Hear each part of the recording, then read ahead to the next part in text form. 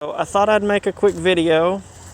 You know, a lot of people like these little motorized bicycles, so thought I'd give a little update video on it after I've ridden it a good bit and actually broke it in. This thing does 40 miles an hour now, which is crazy, and I haven't done any modifications to it.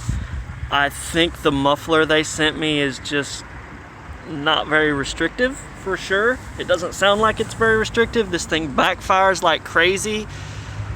Not when I give it full throttle, it's when I let off the throttle. It's as if it's really tuned to go fast, and I haven't done anything other than, adjusted the idle, That's, I did move that originally, but it's back identical to where it was, the fuel-air mixture.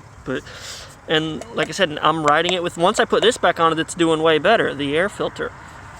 But the thing is, after you've ridden it for a little bit, on a factory tire, and my brakes are completely inadequate. I had to modify this, but this has got the pedal back brakes. But the thing is, the bearings in these, it turns out all along when I originally thought this thing had a warped axle, nope, the bearings were going bad. So this thing was a wobbling side to side, and it almost wrecked me a while ago. So I had to come back to my van at a park where I'm at, and I looked at it and got to thinking, and I realized this whole sprocket here was loose as can be on this side. So I realized it was just the bearing pack. And it feels like I blew out the bearings, because I tightened this up just enough to where if I brought it in and it's not loose, and it still feels off. I think I blew the bearings out, but tightening this up just a little more to where it's not wobbling, and then bringing that back to it and tightening it together will allow me to ride it a little more until I can fix it, like get a new back tire. Because I'm not replacing any bearings in there. If it's blown out, it's blown out. I'm going to get another tire for it, which I plan on building a whole new rig anyways eventually. So, like I said, with these engines, with any of these bicycle engines, I don't recommend riding them for too long with the original bearings in a tire like this. That'll kill you if you ain't careful, if you don't watch what you're doing. That nearly killed me in heavy traffic on a main road. I went to stop at a stoplight behind some cars, and it was a wobbling all over the place. She's finally getting curious about outside. The weather's good. Just leave her alone enough, and she kind of comes to the door and looks around. But yeah, and that bearing's hard to loosen. Or not the bearing, but the bolts or the nuts that hold it all together. I had to use a cheater bar. Hey, baby. Oh, there she goes. Back under the bed. She's afraid I'll pull her out. I ain't gonna bother her. I let her do her own thing. The door's wide open. There's a fan going in there for her because it's a bit of a warmer day, but not too warm. Still a little chilly. But yeah, I thought I'd give a little update on that. Other than the bearing issue, this thing performs great.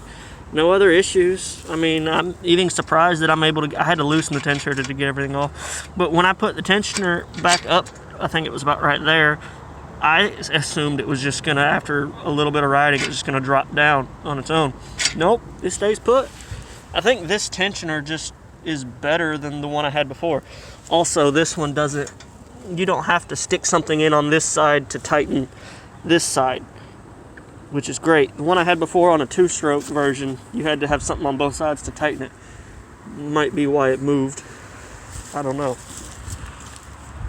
And I've got a hair bow on here just to kind of help the throttle. Any sort of rubber band or a spring just helps the return. The way they've designed this is kind of weird. I don't like it.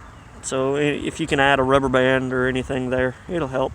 Now, a rubber band's going to dry out a lot quicker than like a hair bow or a spring, or of course a spring's not going to dry out, but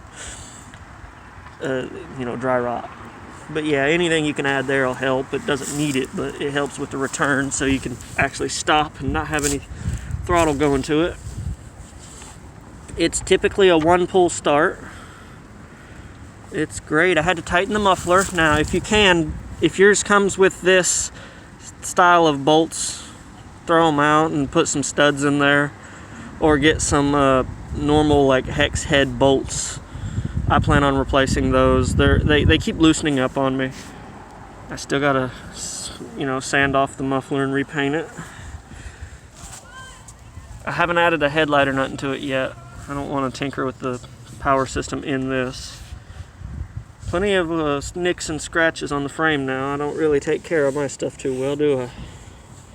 Front tire's doing fine. Of course, it's got no reason to be bad until I hit a big pothole. After nearly getting ran over and people throwing pop bottles at me trying to say I belong in the bike lane when I'm keeping up with traffic just fine, I decided to start carrying this on here. And other than that, that's the update. I might go ahead and swap out this sprocket for a smaller one, but I shouldn't. Yeah, especially with the bad bearing. I wouldn't get nearly as much torque, and there are hills around here. But I would go faster. If I was in a flatter area, I would definitely go ahead and do it, even with the bad bearing. But I'm going to leave this one as is for now. Alright, that's all. Like, subscribe, comment, let me know what you think.